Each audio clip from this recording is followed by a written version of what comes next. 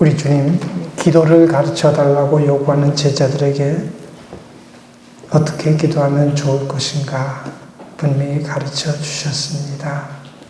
그런데 주님은 기도할 때에 하지 말아야 할 것부터 먼저 가르쳐 주셨습니다. 얼른 보면 좀 이상하게 보이는 게 사실이지만 사실 잘 생각해 보면 주님의 이 조치야말로 아주 적절한 조치였다고 볼 수 있습니다.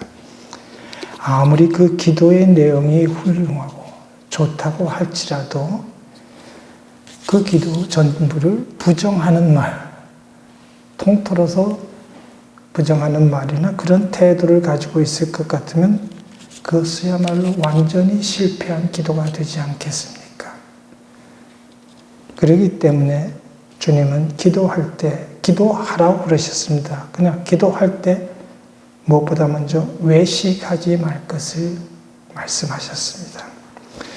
외식하는 기도는 하나님께 기도하지 않고 기도는 하나님께 드리는 게 지극히 당연함에도 불구하고 사람들에게 보여주고 들려주려고 하는 기도, 이걸 외식하는 기도라고 말하는 겁니다.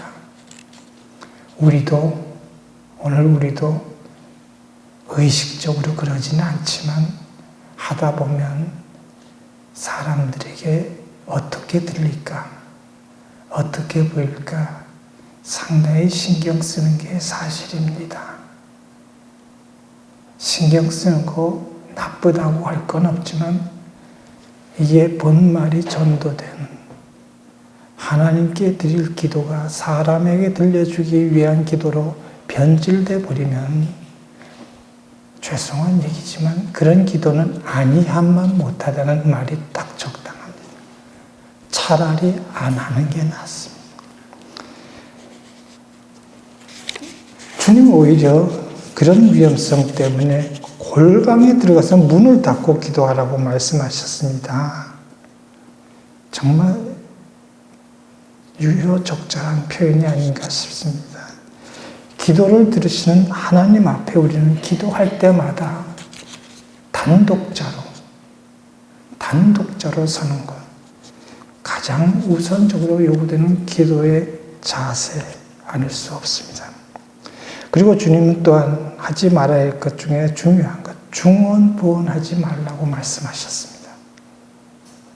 중언부언. 같은 말 계속 반복하는 사람들이 있습니다. 전 요즘만 그런 사람들이 있는 줄 알았더니 예수님 당시에 꽤나 많은 사람들이 그렇게 기도했던 것 같아요. 했던 말도 하고 했던 말도 하고. 특별히 중동 지역 사람들이 기도 말고도 하여튼 무슨 얘기를 할 때 한 번 했으면 알아먹을 텐데 했던 말 또 하고 또 하고 또 하고. 이게 유대인들도 중동 사람들이거든요. 그게 몸에 뱄다 그래요. 주님이 그 중언부언하지 말라는 이유는 하나님께서는 우리의 기도를 들으신 하나님께서는 이미 우리의 필요를 다 알고 계신다 이 말입니다. 그렇기 때문에 너저분하게 늘어놓지 말라는 거예요. 착각하지 말아야 될 것은 우리가 기도 많은 말을 좀 쏟아내듯이 하는 것이 하나님이 잘 들어주실 것이라고 그건 착각이라는 거예요. 특별히 우리 한국교회는 예배를 드려도 더 많이 예배 드려야 좋아하시고 모임을 해도 집회를 해도 많이 모이고 많이 집회를 하고 또 이왕 기도하는 거 많은 말을 하면 하나님이 기뻐하실 것이라고 심하게 착각하고 있는 것 같은데 아주 잘못이라는 그런 생각은 정말 잘못된 생각이라는 하나님에 대해서 그보다 더 큰 오해는 없어요. 우리끼리 한번 얘기해 보자고요. 내가 말씀 안 드린다고 해서 하나님 내 형편 모르실까요? 정말 모르실까요? 알고도 남음이 있으시죠. 기도하지 말라는 게 아니라 몇 주 전에 저 기도 강조한 것도 있듯이 기도해야죠. 제대로 기도해야 돼요. 제대로. 이건 정말 어찌 보면 한국교회 이상한 기도 문화는 하나님 모욕하는 거예요. 하나님 그 정도 하나님 아니에요. 그 정도 하나님이라면 저는 여러분에게 그렇게 하나님만 믿으라고 말 못하겠어요.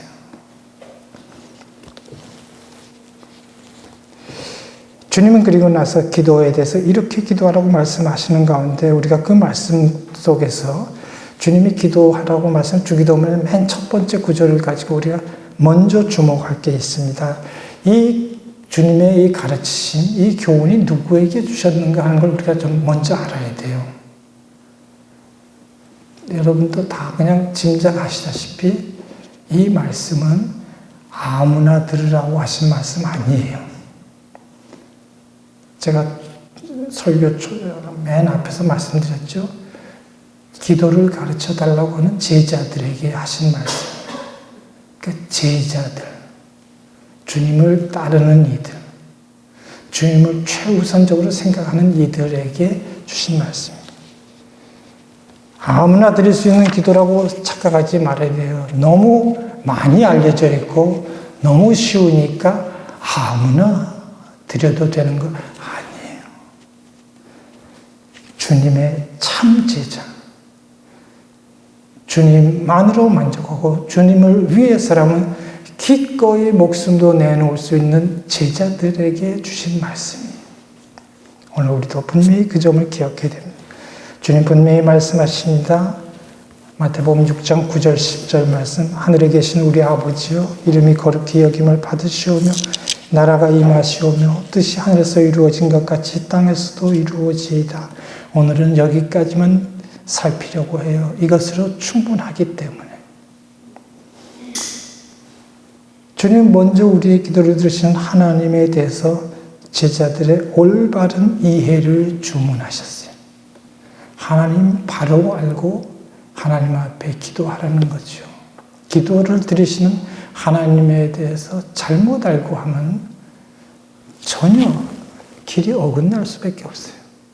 하나님 여기 계신데 이쪽에다 대고 떠들어댄다면 이거야말로 개그고 코미디가 아닐 수 없습니다. 자, 그렇다면 주님은 기도를 들으신, 우리의 기도를 들으신 하나님을 어떻게 제자들에게 소개하셨습니까? 주님은 첫째, 하늘에 계신 하나님이라고 말씀하셨습니다. 하늘에 계신 하나님. 세상 사람들이 섬기는 우상처럼 아무 데나 갖다 놓을 수 있는 그런 하나님 아니에요. 내 멋대로 흔들어 댈 수 있는 하나님 아니에요. 우리 분명히 알아야 됩니다. 기도할 때마다 이 기도를 들으신 하나님이 어떤 분이신가 분명히 인식하고 드려야지 이것은 우리의 생과 사를 갈라놓는 매우 중차대한 문제이기 때문에 말하는 거예요.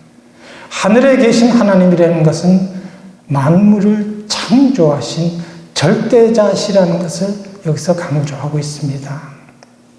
네. 능력의 하나님, 전지전능하신 하나님, 하늘에 계신 하나님이라는 거 그냥 막연하게 생각하지 말기 바랍니다.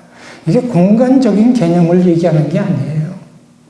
우주 만물을 창조하신, 말씀으로 창조하신 유일하신 그 하나님을 부르는 거예요. 그 하나님 앞에 아뢰는 거고 그 하나님 앞에 간구하려는 거예요. 두 번째로 아버지 하나님이십니다. 오늘 우리에게는 늘 입에 붙다 보니까 아주 익숙한 표현입니다만 예수님이 활동하던 그 당시는 하나님을 아버지라고 부른다는 것은 신성모독에 해당되기 때문에 사형감이에요. 그런 생각조차 먹지 못하는 제자들에게 하나님은 우리의 아버지시라고 사랑의 하나님을 지금 소개하고 있는 것이에요. 왜 이 얘기를 하느냐? 예나 지금이나 오늘도 마찬가지입니다. 하나님을 경외한다고 하면서 하나님 앞에 두려워 떤다고 하면서 하나님의 그 놀라운 사랑을 정말 무효화시키는 많은 사람들이 있습니다.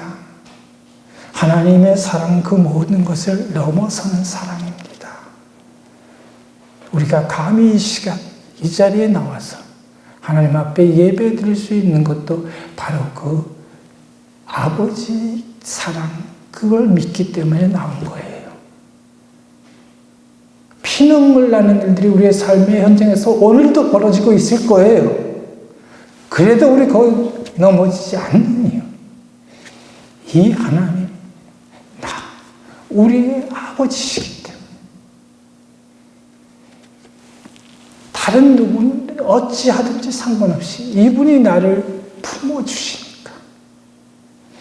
이런 사실을 인식하고 기도하려는 거예요.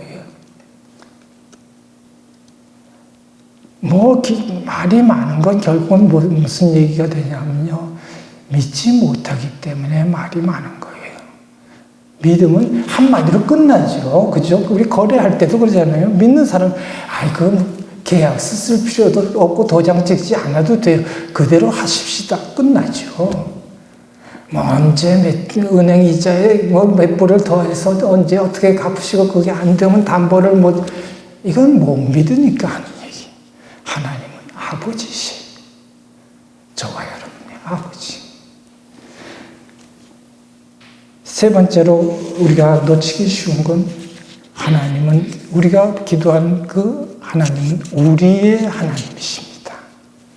우리가 요거 놓쳐서는 안 될 것 같아요. 우리끼리는 솔직히 말해서 사랑하기도 쉽지 않아요. 사랑해야 된다고 맨날 얘기하지만 쉽지 않아요. 우리의 사랑의 근거는 바로 이 하나님이 우리의 하나님, 나의 하나님이 너의 하나님도 되고 그녀의 하나님은 그의 하나님이 나의 하나님이시라는 그 사실에 기반하고 있는 거예요. 교회가 공동체적으로 나아가는 이유는 바로 이 점에 있습니다. 하나님을 아버지로 모신다는 점에서 우리는 사랑하지 않을래야 사랑하지 않을 수 없는 구조에 우리가 다 처해 있다는 거예요. 만약에 내가 기대했던 것보다 좀 모자라는 반응이 온다고 칩시다. 그런 거 많이 겪잖아요. 다른 사람이 누군가가 그걸 채워주기를 기대하지 말고요. 모자라다고 생각되는 게 되면 이 우리 하나님을 생각하시면서 우리 하나님이 나에게 뭘 기대하실까? 바로 나로 하여금 내가 광야교회 되기 위해서 그 부족한 부분, 내가 느껴지는 그 부족한 부분을 내가 채워줄 거예요. 남을 바라보지 말고. 이게 우리가 제대로 형성하는 의미입니다. 솔직히 말해서 손가락질하면 결국 그 손가락질이 어디로 가요? 나한테 오잖아요. 저는 우리가 사랑을 조금 덜 할 수도 있어요. 하다 보면. 모자라는 거 인식하면 내가 하자고요. 내가. 그게 하나님 앞에서 올바른 대로. 그리고 주님의 최우선적인 관심사는 제자들에게 기도하라고 말씀하시면서 주님이 최우선 중점을 두는 것은 하나님 아버지의 이름이 거룩히 여김을 받으시는 겁니다. 하나님 아버지의 이름이 거룩히 여김을 받으시는 그렇게 기도하라고 말씀하시잖아요. 네. 원래 하나님 아버지의 이름은 거룩합니다. 우리가 이러고 저러고 안 해도 거룩해요. 구별되어 세상 잡스러운 것들하고는 비교도 되지 않는 거룩한 하나님이십니다. 문제가 있다면 범죄하고 타락한 인간이 그 거룩한 하나님의 아버지의 이름을 욕되게 하고 있다는 점이 문제죠. 하나님이 문제가 아니고 하나님의 형상대로 지음받은 인간의 문제인 겁니다. 심지어 주님의 제자들조차, 제자라고 우쭐대는 그 인간들조차 그 거룩한 이름을 더럽히고 있는 것이 그 옛날 예수님 당시만이 아니고 오늘 우리의 현실 아닙니까? 세상 사람들이 욕되게 하고 있지 않습니다. 교회가 성도라는 자들이 하나님 이름을 욕되게 하고 있습니다. 그렇기 때문에 주님 최우선적으로 하나님 이름이 거룩히 여김을 받으시도록 하라는 거예요. 다른 말로 하는 분도 있습니다. 하나님으로 하여금 하나님 되게 하라고 말합니다. 하나님, 우리가 함부로 다룰 대상이 아닙니다. 그걸 사도 바울은 망령되이 일컫는다고 얘기했고 만홀히 여긴다고도 했습니다. 그러면 안 되죠. 때문에 우리가 이 주님의 이 말씀, 우리를 향해서 이렇게 기도하라고 하나님의 이름이 거룩히 여김을 받으시도록 기도하라는 그 말씀은 나의 제자들은 들으라. 목숨 걸고 하나님의 이름을 거룩한 자리에 모시라는 겁니다. 내가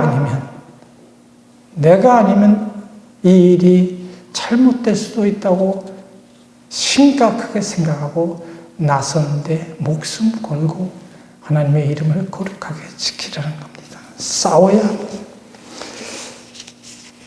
우리가 모든 일에 있어 첫 단추를 잘 끼워야 된다 그러잖아요.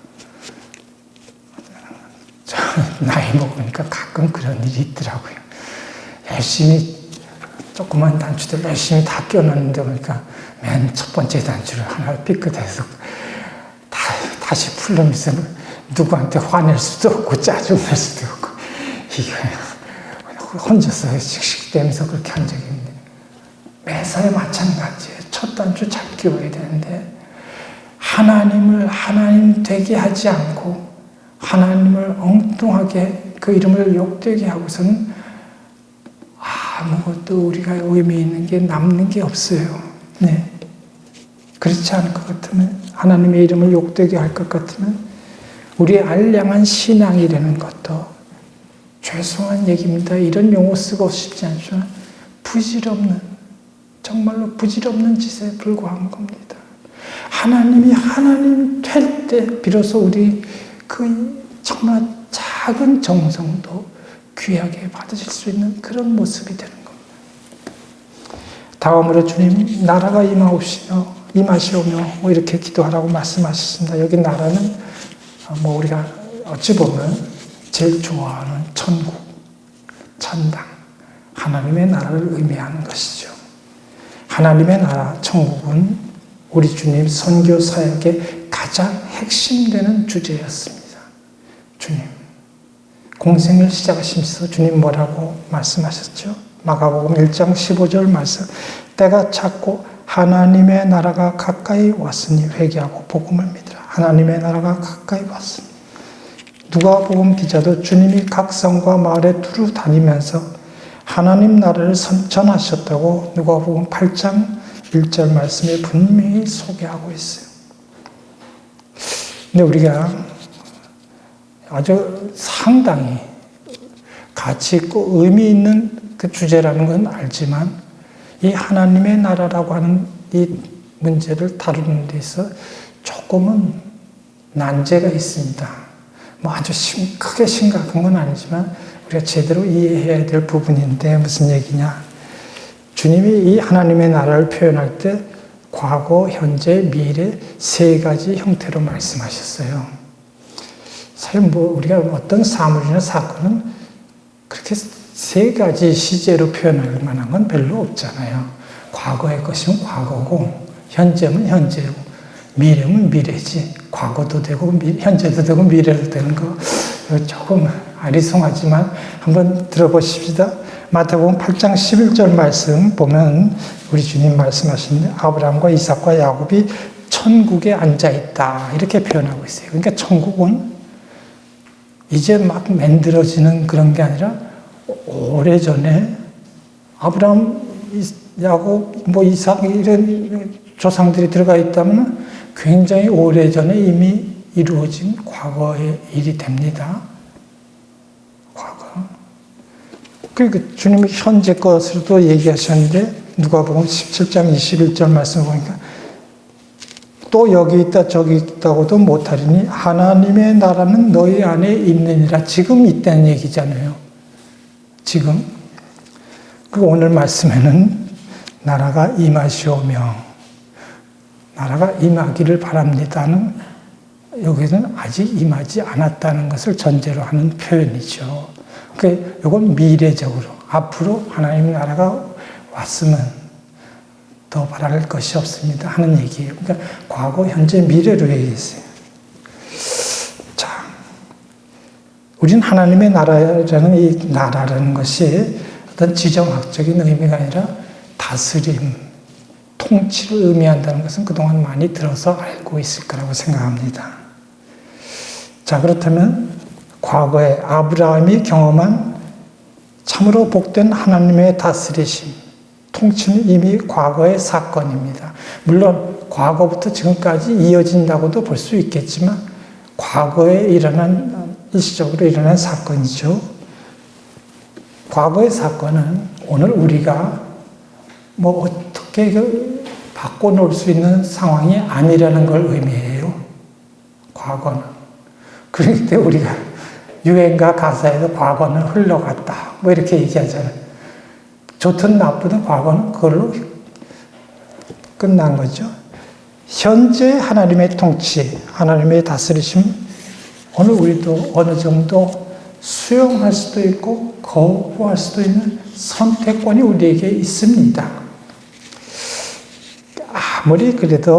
아무리 생각해도 하나님의 다스리심을 현재 우리가 경험하고 있을 것 같으면 제 생각에는 그 복된 하나님의 통치를 거부할 이유는 아무도 없다고 생각합니다. 글쎄, 하다 보니까 어쩌다 마귀의 자식이 된 그런 인물들은 거부할 수도 있겠습니다만 웬만해서는 없을 거라고 생각합니다. 때문에 우리가 기도로 간구할 수 있고 또 간구해야 하는 하나님 나라는 미래의 것일 수밖에 없지 않겠습니까? 우리가 기도하라고 하셨다는 것은 다가오는 하나님의 나라를 놓고 기도하라는 겁니다. 그리고 우리가 주님의 참 제자, 주님을 따르는 제자라면 그 나라가 온전히 임하는 것을 위해서 최선을 다하여 기도부터 하는 것이 마땅하지 않겠습니까? 그리고 하나님의 통치, 하나님의 나라는 하나님의 뜻이 온전히 이루어지는 것이라는 그 의미한다는 것쯤은 우리 모두가 누구나 다 아는 얘기입니다. 주님은 바로 그 점을 짚어주셨습니다. 뜻이 하늘에서 이루어진 것 같이 땅에서도 이루어지다라고 기도하라고 분명히 말씀하셨습니다. 인간의 그 얄팍한 지혜로 말미암은 인간의 뜻이 아닙니다. 하늘에서 온전히 이루어진 그 뜻은 하나님 아버지의 뜻이 분명합니다. 그리고 주님은 그 하나님 아버지의 뜻이 이 땅 위에서도 온전히 이루어지기를 원하셨습니다. 그 뜻이 하늘에서 이루어진 것 같이 땅에서도 이루어지도록 간절히 기도할 것을 그러기 때문에 주님은 제자들에게 요구하셨던 겁니다. 여러분, 이제 우리는 분명히 알게 되었습니다. 주님이 가르쳐 주시는 기도, 그 기도의 핵심은 하나님 이름이 거룩히 여김을 받으시도록 하는 것입니다. 그리고 하나님 나라가 임하시는 겁니다. 그래야 하나님의 뜻이 하늘에서 온전히 이루어졌던 것처럼 이 땅 위에서도 온전히 이루어지는 것입니다. 우리는 이제 기도에 대한 우리의 생각 바꿨으면 좋겠습니다.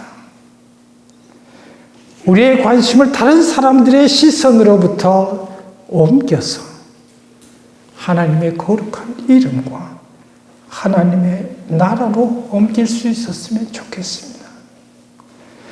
코로나19라고 하는 이 감염병 대유행이 오늘 우리에게 강력하게 요구하고 있는 것은 우리의 환경의 변화가 아닙니다.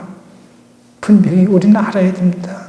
우리의 기도와 우리의 삶이 다시금 본질을 회복하는 것입니다. 이걸 잃어버렸기 때문에 이걸 되찾으라는 신호가 코로나라고 저는 분명히 확신합니다. 하나님이 하시는 일이에요. 힘들고 고달프고 괴롭지만 이 과정을 통해서 우리가 회복할 것이 있습니다. 기도를 회복하고 삶을 회복하고 우리의 신앙의 본질을 회복해야 됩니다. 주님의 말씀에 순종해서 바르게 기도하는 삶을 회복함으로 말미암아 거룩하신 하나님께 영광을 돌리게 되는 참으로 충성스러운 주님의 참 제자들이 다 될 수 있기를 간절히 바랍니다.